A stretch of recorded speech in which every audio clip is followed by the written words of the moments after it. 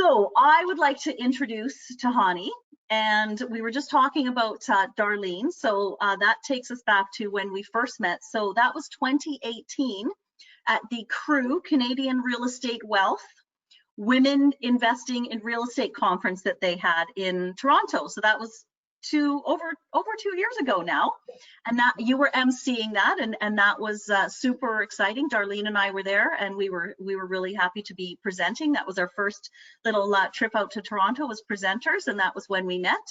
And then of course this year, or not this year, just last year, yes. I came out with Sherry Krause, and we came out to your FIRE conference, Females in Real Estate, which was your second annual. And you had, what, 300 women there? A bit over 300 women, yes. Amazing, right? And it was just like unbelievable. You had an amazing lineup of speakers and presenters and energy, and it was just so phenomenal. And so, yeah, that's probably gonna, amazing. It was great. And so, yeah, we've had a couple of opportunities to connect now, and it's really exciting to have you here. So I was writing down some words so that I could, introduce you. And so these are the words that came to mind, and I know there will be lots more. So those of you who are writing in the comments or questions, if you know Tahani, feel free to add to these words. But we've got speaker, author, mother, child bride, refugee, leader, investor, coach, mentor, philanthropist, realtor, business owner, traveler, storyteller, and so much more. That's just a few. Mom, above all, a mother. Yes, in there, yeah. And that one, I think, that was the one that kind of we got going on today. And maybe let's set that up, because maybe that is going to be a really good way to talk about this. And I'm going to try not to cry. You just celebrated your daughter's wedding, and that was in Mexico. Yes. And for those of you who haven't heard Tahani's story yet, she's going to tell it, but let's just say, and we'll circle back to this at the end, what you in one generation were able to change in the life of your daughter, and have the kind of wedding that she had in Mexico, and then the wedding that you put on for her back in Canada, compared to what your wedding was like. That is the oh my God, it's so juicy and so exciting and so inspirational. So we won't, I'm not going to give it away, but why don't we start to talk a little bit about how you got here and arrived in Canada and arrived in this place where you are today. I'm not going to say anything else. I'm going to say, Tahani, please take it away. Tell us your story. Thank you. Thank you so much for a wonderful introduction. Thank you. And we'll start there. We'll start with the wedding. One day, just normal winter, beautiful sunny day in February, coming home from a normal school day at age 15. And at the time I was in grade 9, coming towards my home, to hearing this commotion and all of this noise. As I opened the door, in my mind I was thinking, what is going on in my house? Then all of a sudden, as soon as I opened the door, I heard the word that says congratulations, and then it followed by you just got married. So yeah, that was a shocker for me. I stood there, not know what to do or what to say. The one thing that was going through my mind was like, to who did I just get married to, and then I heard that voice again to say that, and by the way, you're also moving all the way to Canada. So I just want to stop for a second, because I want everybody to just take that in for a moment. Imagine coming home from school, grade 9, in your home country, and walking into your house and hearing you're married and you don't know to who, and you're going to be moving to Canada. Like, I don't think most of the people on the call can relate to that. Yes. If there are people who can relate to that, let us know.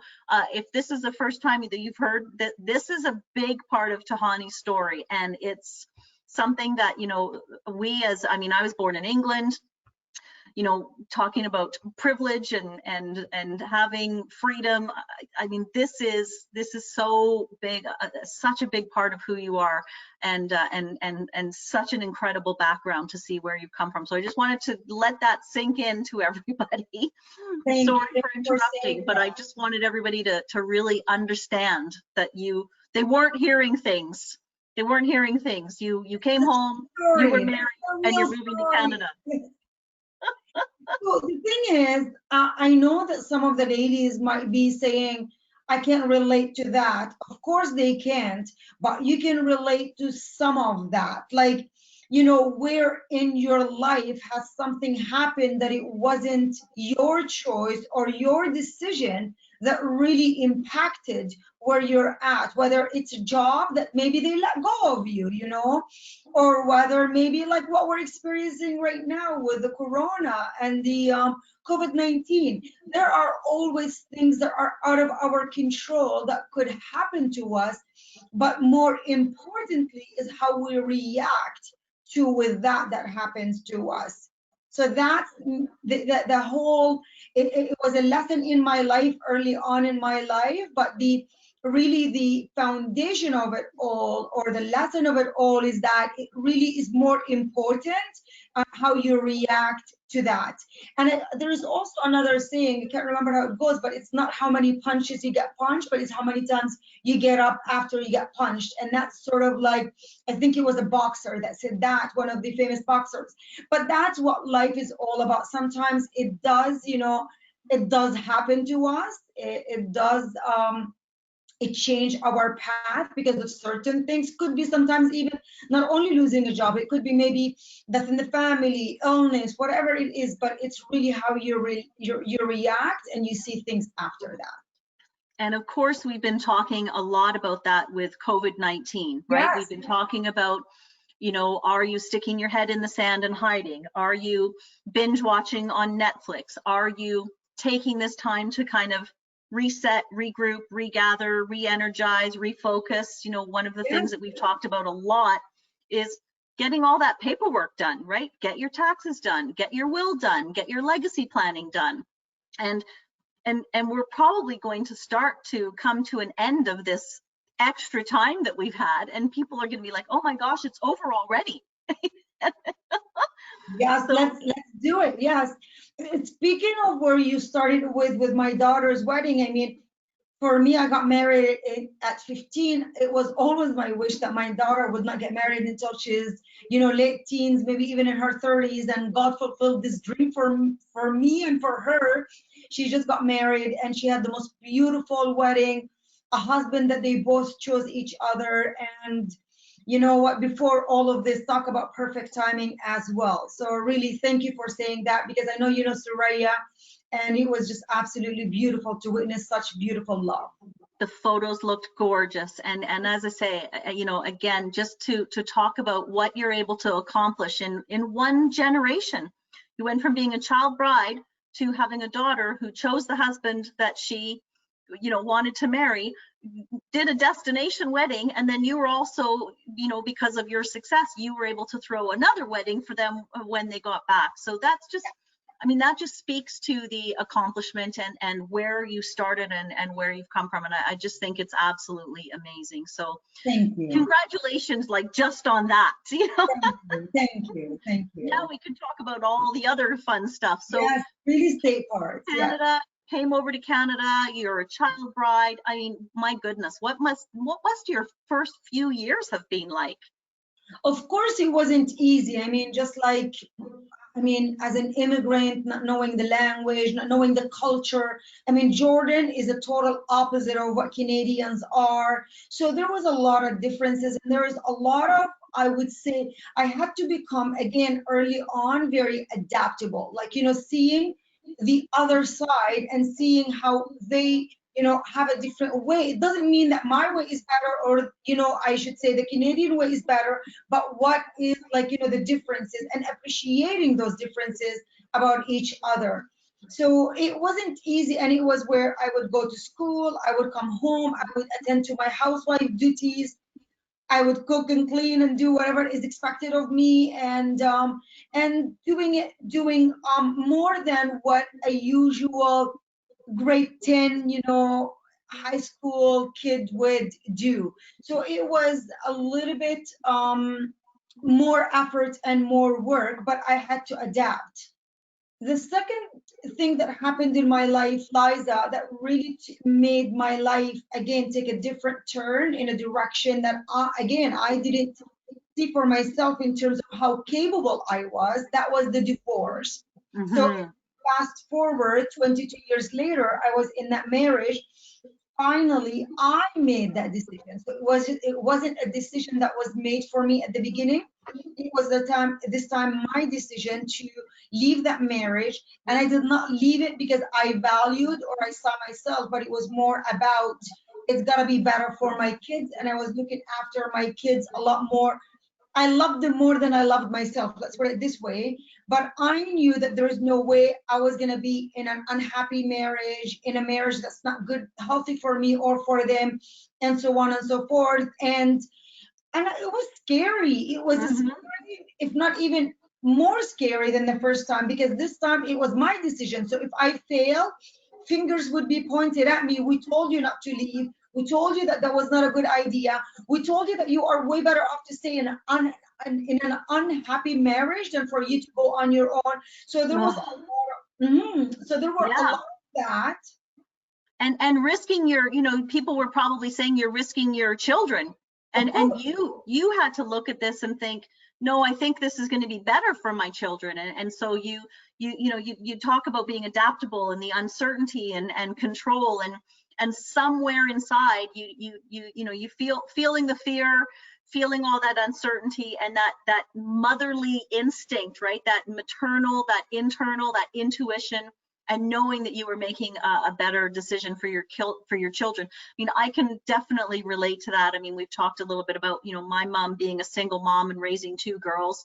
And, I mean, my mom was married to an alcoholic, and there's some stories that are like, kind of our life was in danger, and it was like, okay, we got to go. So pack up, go take the kids out. And it's very scary to be in that situation, but you got to make this decision for yourself and for But your it's children, also and you did it. but it's also courageous, right? So Yes. it's courage for your mom or even for you to say, you know what, enough of this.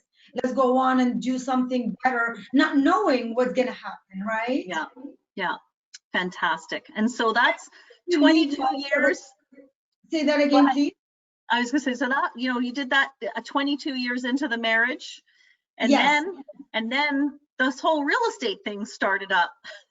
Yes, I had no money. I took nothing out of the house. I left everything, in the house. And I just, went on praying and wondering how the heck am I gonna know? So I didn't, it's not like I had a map of like, okay, Tahani, you leave, and then this has happened and this happened and this. No, it wasn't. It was just like, this is not working and I gotta do something different.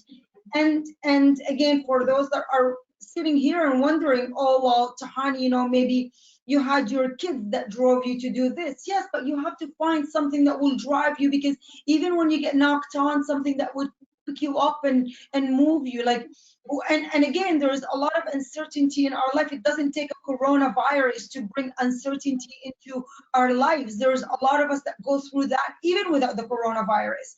So, and it is really seeing what you're capable of doing and what you can focus on to change that.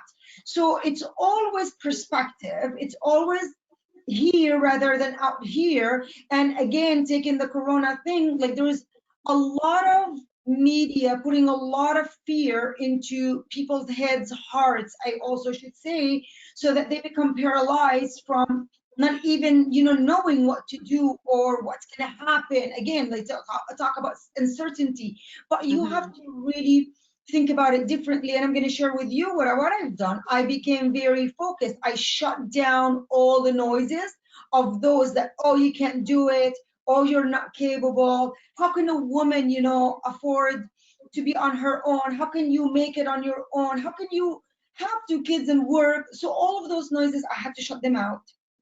or off, and I had to do nothing but stay focused and surround myself with those that uplifted me. If I was going to be talking to a friend, like when we talk, I know that you come out, you told me many times, I come out uplifted, and so do I. So if that's not there, then just know that this is not the right person that you're talking to. You do need to surround yourself with those that uplift you. I became sharp focused. I start asking for business. I wasn't shy because I had to do what I had to do. So I start asking for business. I start telling people why, their success will help me, and I in turn will do everything to help them. So it was marketing 101 without me knowing what I was doing. And it just kind of starting to take off. And little did I know that that was the beginning of really changing the direction of my life and my kids, and hopefully generations to come. And a couple of key things that I just want to focus on here. Asking. I mean, we always talk about people have to stop being afraid of asking, because what's the worst thing that's going to happen? Somebody's going to say no to you. I often say to the people on the call, when you've asked for something and somebody said no, has it changed your friendship? Has it changed your business relationship? Have these people stopped calling you because you asked them for something? It doesn't usually have that great of an impact. Most people think, oh my gosh, how brave of you, or how bold to just ask for what you want, or ask for what you need. It generally doesn't have a negative connotation. The other thing is the support. Like nowadays, I mean, look at all of the support that we have. We have each other, we have all of these resources online. I mean, when you did this, you were probably a true outlier and people thought you were crazy. Like, where did you go for support? Like, where did you find support? I read a lot of books. So for me, it was really going to the library, reading. At the time, I started also going to Tony Robbins. I didn't have even enough money at the time. It was more like volunteering for Tony Robbins events. And then that helped me, with my growth. It's like I was very purposeful of where I spend my time in order for me to create the life that I wanted.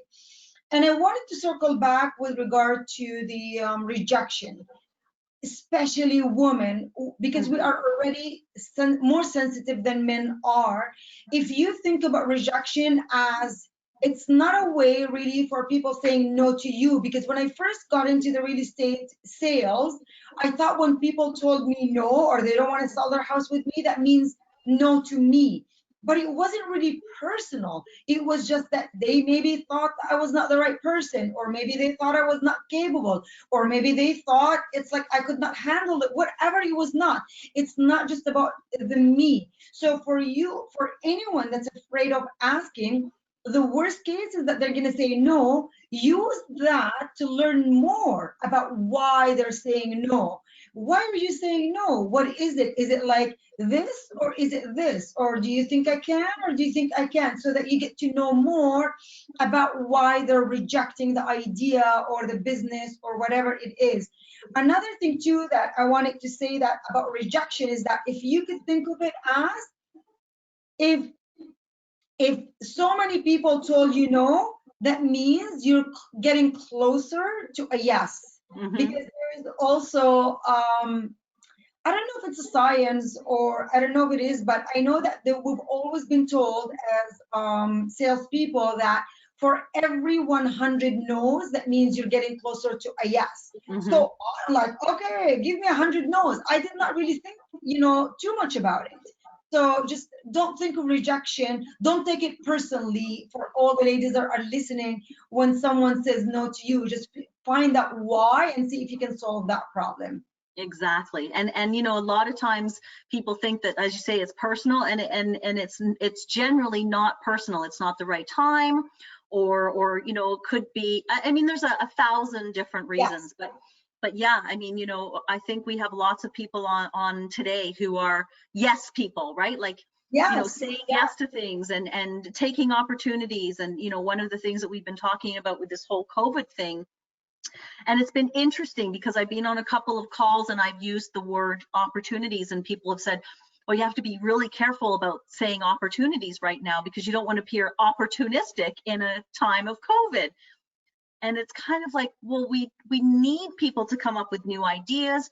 We need people to be positive. We need to be working through this new business reality that we're going to be working through. We need to get creative in how we're going to solve, whatever housing issues come at us. And so we have to create opportunities, we have to discuss opportunities, and we have to kind of not be afraid that opportunities isn't a bad word. So it's again, it's that kind of, how do you frame things, and how do you look at the big picture? And I think for you, when I think of it, it's so much about the big picture.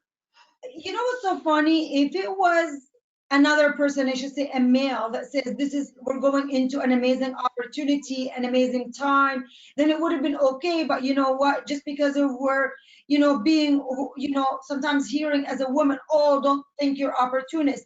Well, for God's sake, Warren Buffett, the best investor of them all, in the world, he even talks, about times like this, and he has so many quotes that I've been quoting about, when people are afraid, that's when you get out. When, after every challenge, there is, buckets of golden opportunities and so on and so forth. I can't even remember all of his quotes, but it is true and it is the reality. And if some of the ladies want to sit on the sideline and wait and have this boat, missing this boat, then that's fine, that's their choice. But guess what? We as being active, investors, and we as businesswomen, we're seeing something, and we are also seeing the good and the bad. And this is really an important thing, that is, for every challenge that we face, it's important that we see the opportunity in that. Very, very important. It's not being opportunistic, just seeing the good side of every challenge. Yes, my parents married me off to a stranger, but it was the best decision ever, because now in Canada, yes, I had to go through the divorce. I didn't know how I'm gonna support myself, but at the same time, I found out that I was way more capable than I could ever, know. So really seeing the good in whatever you are experiencing right now. Yeah, because when you think about it, I mean, what would your life have been like if you had stayed in Jordan? I have no idea. Who knows, right? But would it be likely that you would be a multi-millionaire real estate investor? Probably not, because I was in a refugee camp, and I don't know if I would have gone out of that. I have no idea. I really don't know. Oh my goodness, that's just so, yeah. And here you are, right? So things happen, challenges, opportunities, all kinds of amazing things. So yeah. All along, Liza, I never ever thought about just making the money. So when I went on to on my own and wanted to provide for my kids, I've always thought of the people buying or selling. I can help you, find a property or sell a property, but I wasn't like, they program us as salespeople to think of dollar amounts and commissions, and I never thought of that. Because if I would have thought of that, I don't know if I would have been able to fathom the idea of having, millions. I don't know if that would have been even, for me at the time, it was just making a couple of thousand a month to pay for my, expenses. That was really good. So as long as we are not chasing money, as long as we have a bigger drive than just only making the money, it's because we love creating, deals, because we want to help our kids, because you have an elderly parent and you want to be able to provide for. So don't make it about the money, make it about what the money can get you. Exactly. Then will start changing. Exactly. And that's, again, one of the things we talk about a lot, right? Like, one of the things that we're both on this mission to get more women invested in real estate. And it's not because we necessarily, love the actual thing of real estate. It's because we love what the lifestyle can result from the passive or active income that comes from real estate. And so, it's having that why. Like I talk about my mom. My mom's 73. She just retired. We did her budget a few weeks ago because we really wanted to see, a single mom who raised 2 kids on a hairdresser salary, and didn't have a lot of knowledge about finances. And I've only just kind of come into, being so much more knowledgeable about real estate in the last, 7-8 years. So that's a lot of catching up to do. So, you know, when you think about your why, you know, you want to help your mom, you want to help your children, you want to help your community. And yeah, the money kind of comes as you start working on those things. So while we're kind of talking about that, tell us a little bit, how did you make the shift from being a realtor to being a real estate investor? Because for you, it's, I mean, that's now become like so much a part of who you are, and it's just been such a huge success for you. So Yes, because of that, I a little am bit where I about am right that. now. And really, it was when I was asking people if you want to buy, if you want to sell, I came across Ash, and Ash was a car mechanic and still is a car mechanic, by the way. And he's a real estate investor. And at the time, he told me what he was looking for, and I told him I'm gonna go find it for you. Little did I know that he was actually looking for a flip, which he turned around and flipped after 3.5 months. I sold it for him again. And I saw how he made $48,000 in about 3.5 months. And that's when the light bulb went on. Like, oh my God, that's how long one takes a whole year to make that kind of income. And Ash did it as a side hustle or a side business while he's being the mechanic he is. And that's where I became like, I gotta learn more about this. I became so obsessed about real estate investing and wanted to help more investors that I started attracting more and more and more. And then in turn, if you start believing in it and if you start seeing the results of it, all of a sudden you've got to do it yourself too. And that's where it opened more opportunities for me, and I start investing in real estate. And here you are. And here I am. So how long have you been investing for? Just kind of as a, Yes, that's a good question. Well, I just actually, one of my, because I have a brokerage, one of my realtors just sent me an email congratulating me because I've been in this business as of May, 25 years. wow. So I've been in this business for 25 years, and I started investing, I would say in 2002, I started investing. So about 18 years. 18 years, yeah. Fantastic. And now with all of the technology that we have, you know, the world is a smaller place, and so there are opportunities to do, you know, something similar to what you have done with the right people and the right team in a shorter period of time. Sherry's on the call, and we talk a lot about how Sherry Krause over in Victoria, you know, started building rental apartment buildings and has accomplished, you know, this, being able to sell 3 buildings, and is moving on to her 4th in less than 5 years. So it's possible, right? When you have the team, you have the vision, you surround yourself with the right people, you get your agreements in place. You and I were talking this morning about paperwork and joint ventures and taking risks, and part of our big 45-minute conversation. And one of the things that we talked about this morning that I thought was very interesting too is so much of this, Tahani, you've done on your own. And so now it's like, okay, now let's figure out, you know, and this is where I think it's really helpful for women who don't necessarily have the money. It's an opportunity to look at what other skills you have, because there are ways to invest using other people's money, right? Absolutely. So for you, you've done most of this on your own, and now you're thinking, I might like to be a joint venture partner or invest in something. Yeah. So how's that shift? It's actually, it didn't come about where I said I would like. It was almost like I had a coach. It's funny because when you're ready, you know how they say when the student is ready, the teacher appears. Mm-hmm. I even had a coach, and the coach called me selfish. And I'm like, what do you mean? I was, yeah, like, what do you mean? He goes, because you've got all this knowledge, all this experience, and you're keeping it for yourself. Why not share that with others?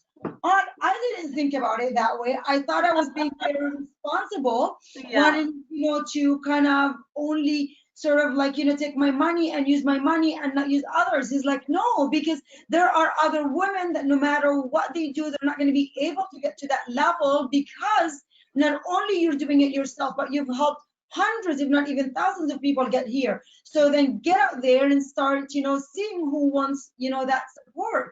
And I'm like, oh, and then all of a sudden, about 3 weeks ago, I got also two other women like, I know you've been saying you want to do this, you've been wanting to see this, it's about time. And that's when I said, you know what, you're right, it's about time. I'm going to pick up the phone, and I started the conversation with a lawyer and accountant to how do I do joint venture partners with people that have the money but don't have the knowledge as I do. Excellent. And so, yeah, so that's what we were talking about this morning. You know, there's joint venture partnerships where you might be the money partner, or there's joint venture partnerships where you might be the knowledge person, and people who have money and want to invest with someone who's got your skills and your background are going to be like, yeah, sign me up. Where do I write the check? I'm on a mission to create more women millionaires now more than ever. And this is, again, speaking of opportunity, this is the best opportunity, Liza. This is exactly. Yeah, you're right. And again, we were talking about that this morning, right? We're talking about what's going to happen during this crazy COVID chaos. And there are people who are over leveraged in their homes who are going to have to sell. They're going to have to downsize, or they're going to have to shift their homes. We're going to need more rental apartment buildings, more multifamilies. So we were talking about how, you know, I was saying that we're going to be looking at building some rental buildings. And today alone, I've had 3 conversations after the one that you and I had about co-housing, and how especially women, you know, I know I repeat these stats a lot, but the average age of a widow in Canada is 56 years old, yes, which is mind-blowing. So women are outliving their partners, they're living single longer, they're choosing to stay single, they're going to be responsible for their own finances. And now, even more than ever, they're not going to want to go into a retirement home. I mean, ladies who are on the call, you know, gentlemen too, if you're out there, who wants to go into a retirement home now? Like, wouldn't you rather buy your own retirement home, or build your own, you know, tiny home village, or build your own mobile home village, or you know, we talk about my place that I live in Burnaby. I mean, I'm in a 6,000 square foot house on a third of an acre. You know, we have like 8 bathrooms in the house, and it's cheaper for me to live here than I've ever lived anywhere else in my entire life. And I have a whole community here. I mean, we have housekeeping, we eat organic groceries. It's unbelievable. So there are going to be lots of opportunities for people to get involved in many different things. So yeah, are you going to look in Toronto? What's the market like in Ontario? Both Toronto and the region of Waterloo, and I'm looking at different deals. Even though before COVID-19 I wanted to develop and build, but right now my strategy, like I shared, is changing, because right now I don't want to also take, we as women are more conservative, so I don't want to take a higher risk right now. So I want it to be where, you know, I'm doing something that's a little bit different but can create a different result, and I'm now committed to doing this with more women. Like I said, you know, we come out, because this will end, Liza.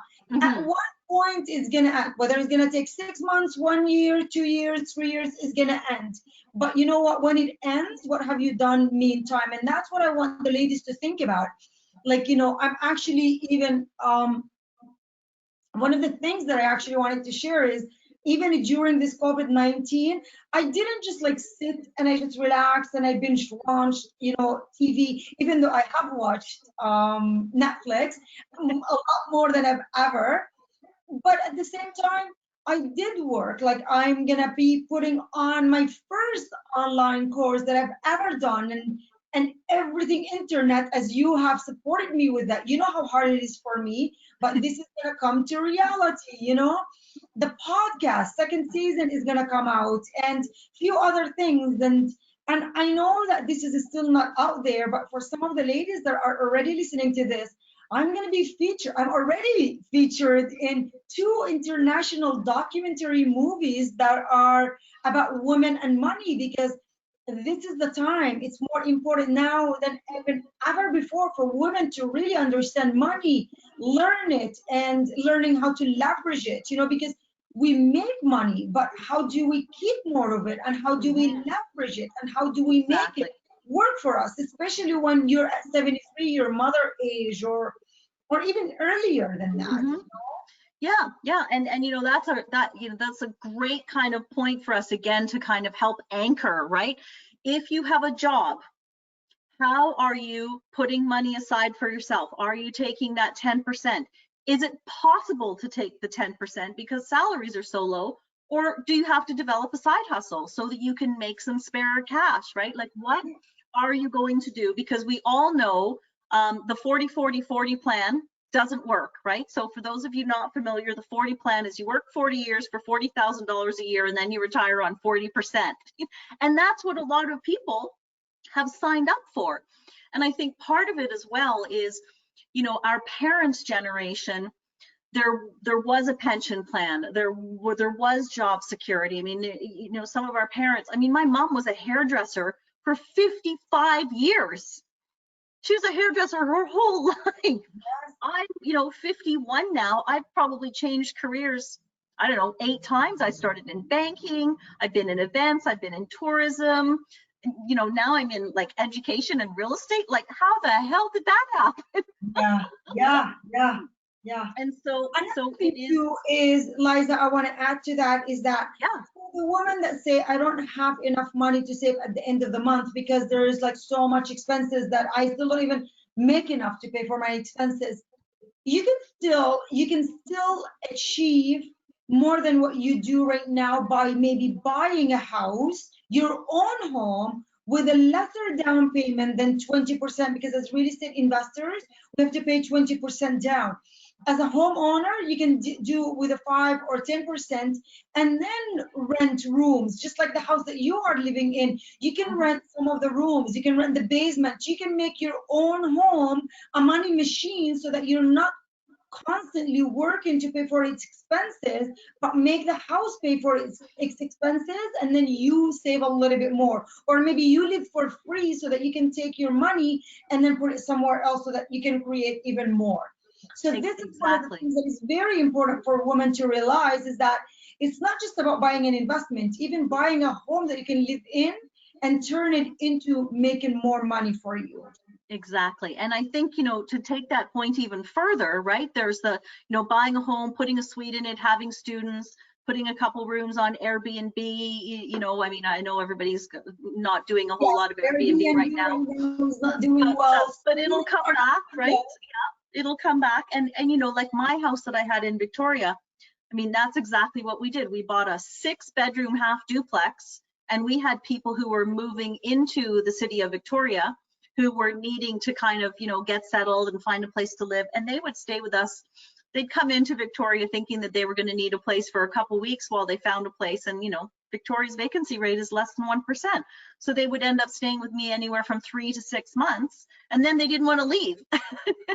So they had it so good. So, you know, that house, I bought it with joint venture partners. We sold it last year. It had gone up 40% in 3 years. You know, there's a whole book that comes out of that house, but we'll work on that later. But I think the other thing that we can focus on is a lot of people don't realize how many resources they actually have, right? Like, you might not have money, but and here's an example that we just experienced recently. You don't know which of your friends has money or wants to invest. And so just in the last 24 hours, I've had 2 instances that have kind of come into my field of vision. Number one is one of my friends who is not wealthy posted to have a donation thing for her birthday, thinking that maybe a couple $100 would come in, and she raised almost $1,400. And so she was like, I didn't know my friends had that kind of money. And it's like, surprise. And then another colleague just posted recently that she was talking about real estate investing, and one of her friends said, you know, we've got money, we don't want to do the work, we'd love to invest with you. If you can do the work, you know, we're in, show us what to do. So it doesn't necessarily have to be that you've got the money, but look at what resources and how you can tap into your resourcefulness. And that's where being with like-minded women, it's not just about the money, it's about tapping into your resources, figuring out, you know, who in your circle wants to hang out with you and come to play and come to the table in whatever way they can. You know, the whole supporting each other on social media. I mean, we've got, I don't know how many thousands of people in the groups now in Toronto, Vancouver, and Victoria. and all of those people come to the table with something. And so we've got to just realize how valuable our resources and our resourcefulness are, and it's not just about money. 100%, 100%, Liza. Yeah, let's have a look at the questions. So while we're just taking a breath here, does anybody have any questions for Tahani? And I'll read you some of the comments here as well.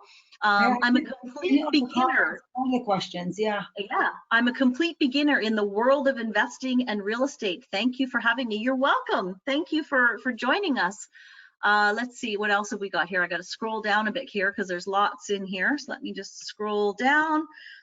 All right, 30 years of investing, good cash flow, help people build their money. Oh, great, this is exciting. I have a friend who's a top mortgage broker in Canada, and many professionals are not qualifying for the mortgages due to their debt ratio. So yes, there's some changes. And so we can probably both address that a little bit. I know that we've got a post on our WREN website about Genworth has not made the same changes that the CMHC is making.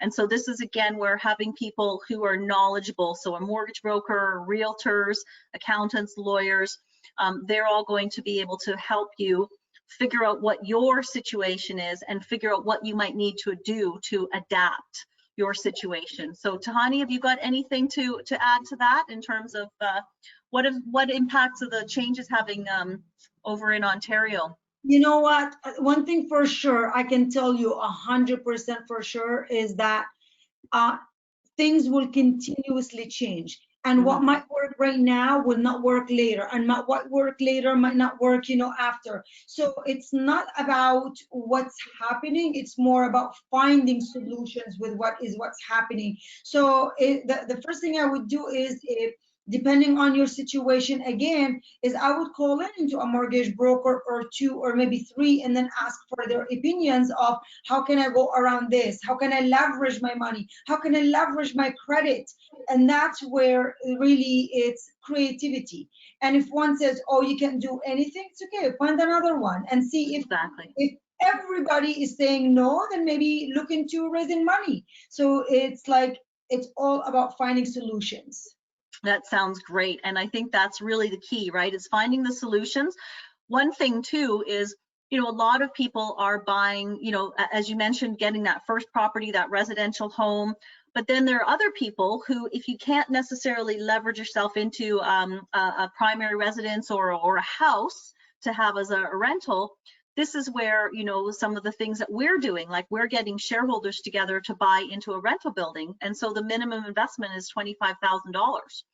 So, that's something that, okay, you don't have to have a mortgage, you don't have to do much more than come up with 25,000, and then you can own a share of an apartment building, and it's completely passive. So you might not be able to buy a traditional kind of stick-built house, but what else can you do? Because if you get in now, you'll be able to use whatever you get into as leverage over the long term, and again, real estate really should be a long-term thing. I mean, yes, there's the what I call the HGTV romance fix and flips, right? Like there's been lots of people who've made great money on those, but they can be a little bit risky. And so it's, just really using caution when you get into something that's a one-off, and thinking about what else you can do.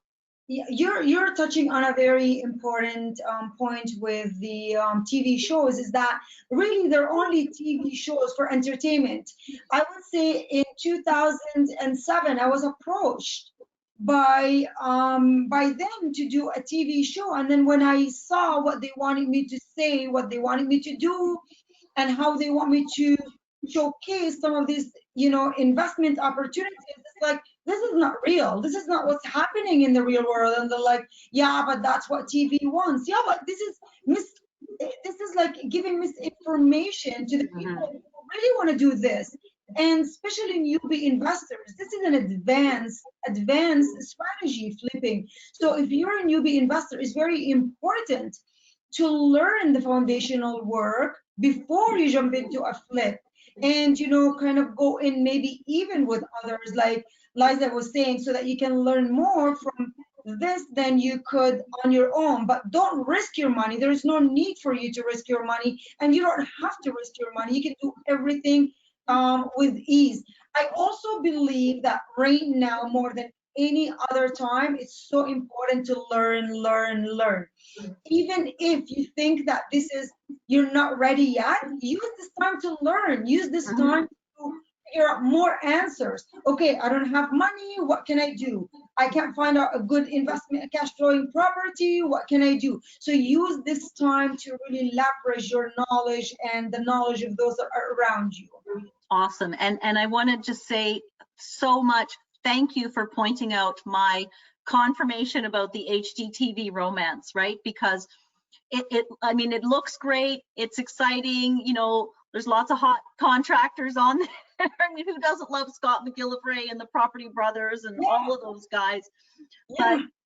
But you know, one of the things that I'm really focusing on is collaborative investing, and this is where men are so much different generally, I'm generalizing here, than women, because you know, men want to, it's competition, whereas women, it's like, let's get together, let's build a rental building, we make a nice tidy profit, we provide housing for others. One of the things that I say a lot is, don't go for the sexy, go for the smart, right? Yeah, the vacation rental is sexy. Yeah, the you know, luxury flip is sexy. But you know, I want the mobile home park because that's going to put 30% possible cash flow in my pocket. You know, it's smart. So So thank you smart. so I love much that. for, Don't go for the sexy, go for the smart. You can pick it up, yeah, Liz. yeah. I think that is just great that you just reiterated that for me. So Of thank you, because course, it's of huge. course. So it's great. So I'm just going to go back to the questions and see. Yes, All let's right. see what more questions we have. Yeah. So it says, do you think there are multi-residential properties in South Ontario that would achieve positive cash flow? So that's a great question. Yes. Yeah. Yeah. Very hard, ladies, very hard. And I'm gonna also, as well, I always use the analogy of when Liza comes to say to me, Tahani, I want to go to Times Square. How do I get there? And that's sort of like most of the questions that the ladies ask me, and my answer is always depending on where you're at right now. If you are down the road from Times Square, then you can walk. If you're a little bit further, then you can drive. If you're in Canada, then you have to fly. So I don't know what your situation is, but I know one thing for sure is that multifamily right now is very sexy, as Liza said. So more and more investors want it. But the challenge is because there is more demand on multifamily, the prices are going up, so it's harder to find cash flowing properties. So you're going to have to find maybe properties that you can pretty well be sure to enforce the value to go up. But you have to do it very, very smartly, because you can't be buying properties that there are tenants and then, you know, asking them to pay that much more, because first of all, there's a lot of rules and regulations around that. So I would say if you are starting in this area, probably the most leverage that you can get right now and the easiest way to get in is that you going in, buying a property that you can convert into 2 or 3 units. I live in the region of Waterloo, and as I was sharing with Liza this morning, is that they just, like at the end of last year, allowed, you know, not to have 2 units but 3 units in every house. And what we call the small, you know, house phenomenal that's right now Yeah. happening, Like where you can laneway turn, homes and yeah, you can yeah. turn into a garage, you can turn a garage into another unit, or you can build a third unit in the lot. So I want you to think more creativity of things that you creating the value and you pushing that appreciation a whole lot more than you just only taking a turnkey and then just buying that multifamily. So you can find multifamily in Hamilton and in London, in Windsor, there's all these 3 towns that you can find more multifamily in. But in order for you to maybe buy in the other cities, it's like you creating that. And I love creating things. So maybe Exactly. And And that whole forced value conversation, I mean, that's a bigger conversation, right? I know gosh, can you believe we've been talking for almost an hour? We've got 5 minutes left. Are you okay if we maybe go 5 minutes over, Tahani? Sure, sure. Okay, because you've got so many things going, but we'll try to another call after this. Yeah, but I'm okay. We'll try to, and I know Sherry's on the call as well, so I can bring Sherry on and we can answer some of the general questions together. One of the other things is you don't have to invest in your own backyard, right? Like we're coast to coast. And so, you know, we talk about investing on the East Coast where our colleague Darlene is, and we've got great teams out there. You can buy a fourplex in a university town on the East Coast for $200,000, and the rent is almost the same as it is at universities across other parts of Canada. So here it would be 2 million, and there it's 200,000. Like, you know, pay a consultant out there, you know, and get someone to property manage it out there, and then you're flying. Let's and I know there's a couple comments on here too, just so that everybody knows, because I know we'll run out of time soon. We will send an email with Tahani's information, because you've got your online course coming out soon. So we'll make sure that you've got Tahani's information, my information, so that if you need to foundational information, if I may say so, Liza, it's really about creating or finding the team that, you know, you can trust, and knowing what questions to ask, identifying, you know, opportunities and how to know whether it's good or whether it's not. Because, you know, you hear a lot of people saying, I've got a good deal, but how do you know it's a really good deal? It's exactly by facts, not by opinions, if that makes sense. Exactly. And when you surround yourself with the right people, you know, and one of the things I mention is for people who are first starting, we call this information by fire hose, right? You're getting so much information coming at you, you can only like get so much of it in. Yeah. And the more you're in the room, the more time you spend, you'll pick up and you'll be like, oh, joint venture. I know, I've heard that term before. Oh, you know, other people's money. I've heard that term before. So there's lots of things that you just keep showing up, and you'll get there. So let's just check in quickly and see. There's so many comments and questions. One great thing about GoToWebinar is it does keep the questions, so I'll be able to check in with Tahani and myself, Liza. Yes, so you might just have to pop out that little question box. If you click on that screen, it should open it up. So let's just jump in here. Do you think because of COVID the house prices will go down? If yes, when will we see that? So again, we were talking about that this morning. 6 to 9 months. There might be some issues with people not being able to afford the homes they're in. The whole bankruptcy thing takes a long time to go through. Sherry and I were talking about this on our call last week. Any different ideas on that, Tahani, in terms of, you haven't seen prices drop in Ontario, we haven't seen prices drop here. But I've been seeing deals that I haven't seen for a long time. So even though the price, I just gave stats yesterday that from May of last year, 2019, if you compare it to May of this year, I would say that the activities in the market, they're at 47%, but the prices are still going up. So there is a lot of unknown factor to what is happening, because really we are seeing people going out and buying and selling. The houses have been on the market a lot longer. Now it's about 3 weeks on average versus about 10 days to less than that last year. At the same time, though, there is still a lot of unknowns.